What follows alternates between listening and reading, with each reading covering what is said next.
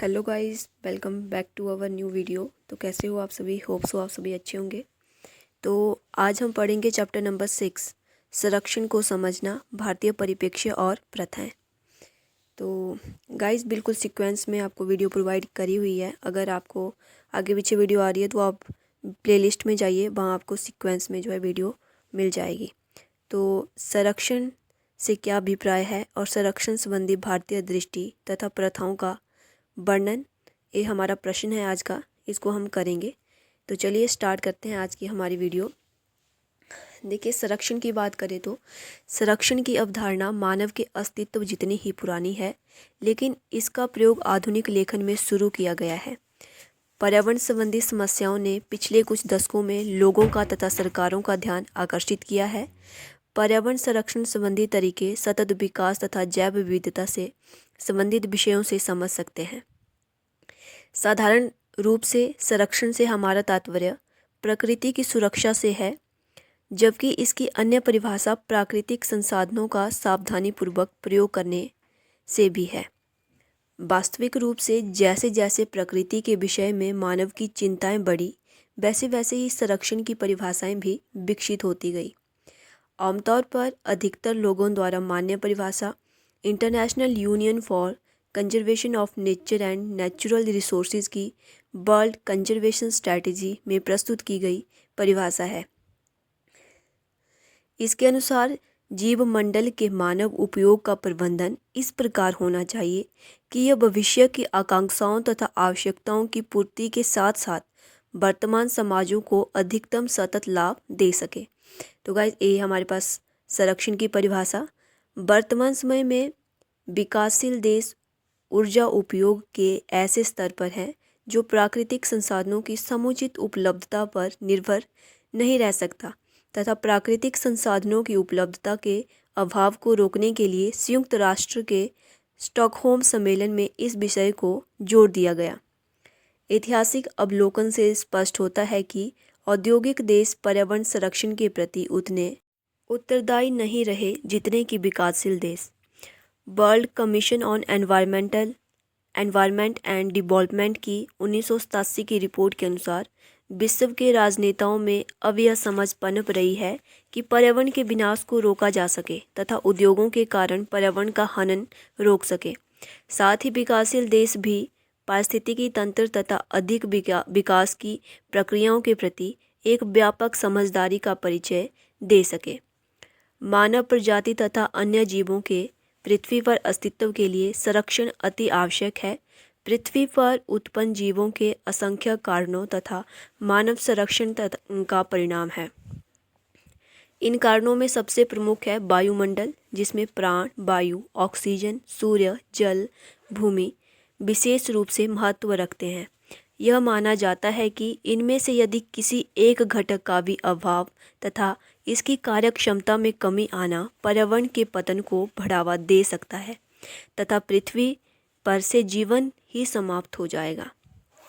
हम बात करेंगे संरक्षण के कुछ महत्वपूर्ण पहलू, जैसे कि प्रदूषण पर रोकथाम सबसे अधिक महत्व है। उदाहरण के तौर पर वायु, जल तथा भूमि प्रदूषण के कारण मनुष्य पर तथा उसके अस्तित्व पर नकारात्मक प्रभाव को इंगित करता है। प्रदूषण का प्रभाव केवल मनुष्य पर सीधे तौर पर नहीं पड़ता, बल्कि दूसरे जीवों पर भी उतना ही प्रभाव डालता है। मानव तथा उसके द्वारा प्रयोग में लाई गई नई तकनीक से पर्यावरण घटकों में होने वाले परिवर्तनों के कारण भविष्य में इस बात की संभावना बन सकती है कि लोग पर्यावरण की वास्तविक प्रकृति से पूर्ण रूप से अछूते रह जाएंगे। संरक्षण का महत्वपूर्ण वैज्ञानिक मूल्य भी है, क्योंकि पृथ्वी के भूतकाल, वर्तमान तथा भविष्य के बारे में हमें बहुत कम ज्ञान उपलब्ध है।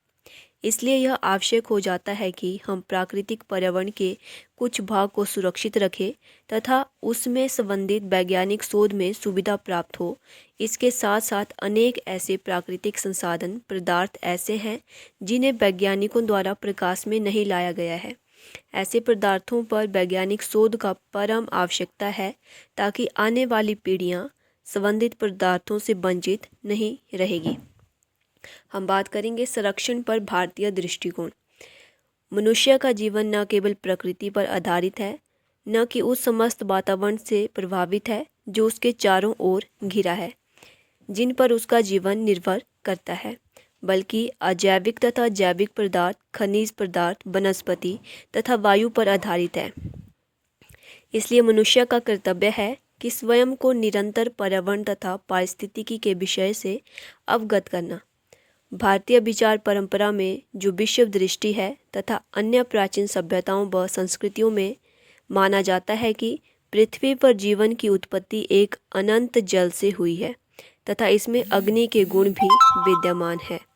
भारतीय विज्ञान तथा दर्शन इसकी संस्कृति पर आधारित व्याख्या पर निर्भर करते हैं तथा भारतीय दर्शन में ब्रह्मांड सृष्टि, विनाश तथा पुनः निर्माण की प्रक्रियाओं का वर्णन किया जाता है। पारंपरिक समाज एक ऐसे निरंतर या नियंत्रण तंत्र से संरचित है जो चतुष्कोणीय है तथा मानव जीवन इसकी आकांक्षाओं को नियमित करता है। मानव जीवन 4 आश्रमों में विभक्त है। जीवन का चतुष्पक्षीय विभाजन पुरुषार्थ कहलाता है। प्रकृति और पारिस्थितिकी का भारतीय सिद्धांत सृष्टि के सिद्धांत से बहुत अधिक प्रभावित है। मानवता के अनुसार प्रत्येक तत्व वस्तु एक ही परम तत्व द्वारा निर्मित है। भारत के प्राचीन ग्रंथ में ऐसे उपयोगी संदर्भ का वर्णन मिलता है जिसमें संरक्षण की पद्धतियाँ बताई गई है। वेद, उपनिषद, पुराण तथा अन्य ग्रंथों में वनस्पति व वन्य जीवों का विस्तृत विवरण मिलता है तथा इसके साथ ही समाज में इनकी उपयोगिता की जानकारी मिलती है। भारतीय घरों के लिए वृक्ष एक महत्वपूर्ण अंग माना जाता है। वराह पुराण में पौधों तथा वृक्षों के मानव जीवन के लिए महत्वपूर्ण प्रकाश डाला गया है तथा वृक्षों को मोक्ष प्राप्ति का भी साधन माना गया। मत्स्य पुराण में तथा पद्म पुराण में वृक्ष महोत्सव नाम से एक बड़े वृक्षारोपण अनुष्ठान का वर्णन मिलता है। मत्स्य पुराण में एक वृक्ष लगाने को 10 पुत्रों के समान माना है। नरसिंह पुराण में वृक्ष को ब्रह्मा के समतुल्य माना गया है। अथर्ववेद में पीपल के वृक्ष की महत्वता का वर्णन मिलता है तथा उसे देवताओं के समान माना गया है। प्राचीन काल में पेड़ पौधों को न केवल पूजा जाता था बल्कि हरे वृक्षों को काटने पर भी निषेध तथा काटने पर दंड का भी प्रावधान था। प्राचीन ऐतिहासिक साक्ष्य सम्राट अशोक द्वारा लिखवाए गए थे तथा इन अभिलेखों से प्रकृति का विवरण मिलता है तथा यह अभिलेख 3री शताब्दी ईसा पूर्व में स्तंभों तथा शिलाओं पर उत्कीर्ण कराए गए थे। अशोक के अभिलेख ऐसे स्थानों पर लगाए गए जो जनसंख्या के केंद्र थे तथा जहां जनसमूह तीर्थ यात्रा के लिए एकत्रित होता था। इस प्रकार का स्तंभ अभिलेख बिहार के रामपुरबा नामक स्थान पर, जो कि अशोक द्वारा 243 ईस्वी में या ईसा पूर्व में लगवाया गया था। यह अभिलेख पर्यावरण के संबंध में व्यापक निर्देश देता है। यह अभिलेख अपनी प्राचीनता के लिए इतिहास में अतुलनीय है तथा संरक्षण की आचार संहिता के लिए आवश्यक है।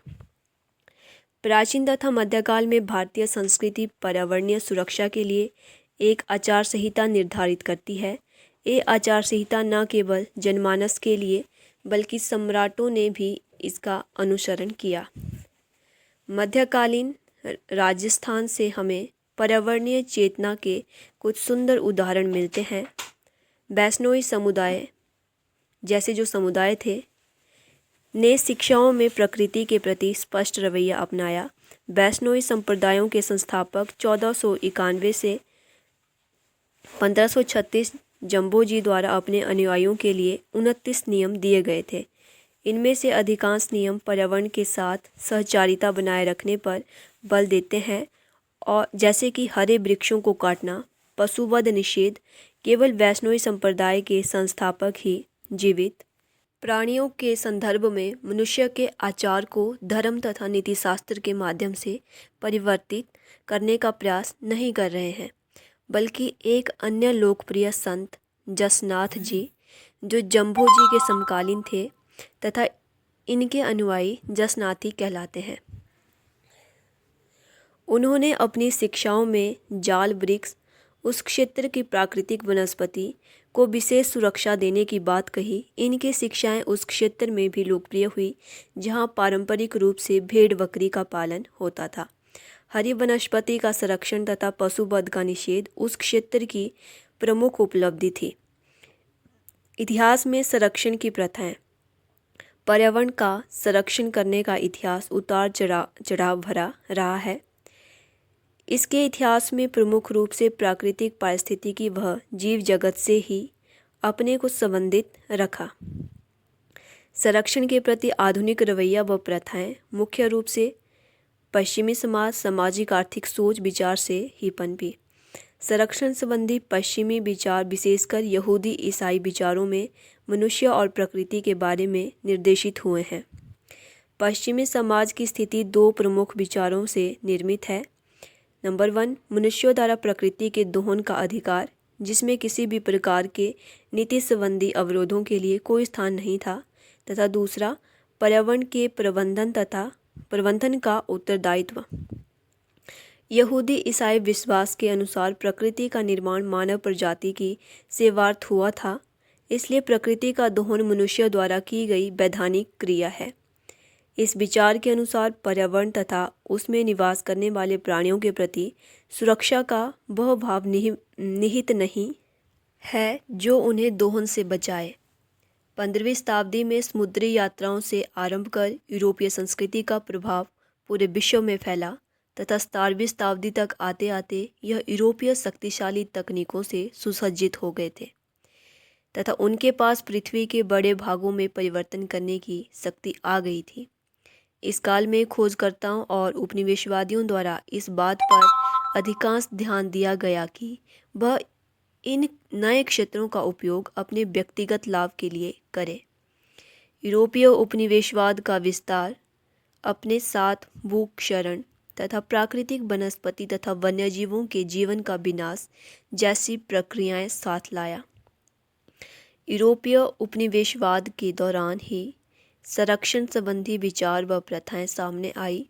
उदाहरण के लिए वन्य संरक्षण की शुरुआत की गई क्योंकि जलने वाली लकड़ी की मांग निरंतर बढ़ती गई तथा इस मांग ने प्राकृतिक वनों को विनाश की कगार पर खड़ा कर दिया था। 19वीं शताब्दी में पर्यावरण के दोहन विनाश का एक अभूतपूर्व दौर देखा गया। अफ्रीका में बहुत से वन्य जीवों की प्रजातियां शिकार कर विलुप्त कर दी गई और बड़े स्तनधारी पशु पक्षियां इतने कम रह गए कि उनका अस्तित्व ही खतरे में पड़ गया। वनों की कटाई तथा जलाने की दुष्प्रथा ने बड़ा विनाश किया तथा पालतू पशुओं की संख्या में इतनी बढ़ोतरी होने लगी कि वे केवल प्राकृतिक रूप से उपलब्ध चारे पर निर्भर नहीं रह सकते थे तथा पशुओं को चारे के लिए पर्वत श्रेणियों में ले जाना पड़ता था, जिससे प्राकृतिक चारागाहों की वनस्पति से विलुप्ति हो गई। 19वीं शताब्दी के मध्य तक जीव विज्ञान में प्राकृतिक विश्व संबंधी विचारों में महत्वपूर्ण परिवर्तन आने शुरू हुए। जीव विज्ञान के अनुसार इस क्षेत्र में जीवन के प्रति एक स्थायी दृष्टि के स्थान पर एक विकासयान व यांत्रिक विचार पनप रहा था। इस परिवर्तन का सबसे प्रमुख उदाहरण इवोल्यूशन बाय नेचुरल सिलेक्शन के सिद्धांत में संयुक्त रूप से चार्ल्स डार्विन तथा अल्फ्रेड वालिस द्वारा दिया गया था। प्राकृतिक चुनाव के इस सिद्धांत में प्रजातियों ने सृष्टि के सिद्धांत का स्थान ग्रहण किया। इस विकासशील दृष्टि ने बहुत से लोगों की दृष्टि इस तथ्य की ओर खोली कि पर्यावरण में मानव द्वारा किए गए परिवर्तन बहुत सी प्रजातियों की विलुप्ति का कारण बन सकते हैं। अमेरिका के राष्ट्रपति एक राष्ट्रीय आंदोलन के रूप में संरक्षण का आरंभ अमेरिकी राष्ट्रपति थियोडर रूजवेल्ट तथा उसके सहयोगी द्वारा शुरू किया गया। रूजवेल्ट के वन संरक्षण सहयोगी गिफर्ड पिचार्ड थे, जिन्होंने संरक्षण को अपने संदर्भ में प्रयोग किए जाने का श्रेय दिया है। द्वितीय विश्व युद्ध के कारण संरक्षण के मुद्दों से विश्व का ध्यान दूसरी ओर मुड़ा, जिससे अनेक प्रकार के प्रदूषण में वृद्धि हुई, जिसमें प्रमुख रूप से रासायनिक पदार्थों द्वारा प्रदूषण फैला था। द्वितीय विश्व युद्ध के बाद पर्यावरण के इन मुद्दों को गंभीरता से लिया गया तथा इस बात पर विचार किया गया कि विश्व जैविक संपदा को विभिन्न प्रकार की पर्यावरणीय समस्याओं के कारण बड़ा खतरा उत्पन्न हो गया है। इसी कारण से तब से लेकर अब तक विश्व राजनीति में पर्यावरण के मुद्दे छाए हुए हैं। निष्कर्ष के तौर पर यह कहा जा सकता है कि 19वीं शताब्दी में विश्व के प्रत्येक क्षेत्र में उपनिवेशवादियों द्वारा पर्यावरण को नुकसान पहुंचाया गया तथा प्रदूषित हो रहे पर्यावरण व इसके संरक्षण की प्रथाएं विकसित होती गई। यही जो है संरक्षणवादी प्रथाएं आज के विश्व में पर्यावरणवादी संरक्षण के विचार से लोकमत तथा सरकारों को सचेत कर रही है, जिससे लोगों में इसके प्रति जागरूकता बढ़ी है। तो गाइस, ये थी आज की हमारी वीडियो। आशा करती हूँ आप लोगों को वीडियो अच्छी लगी होगी। Thank you so much.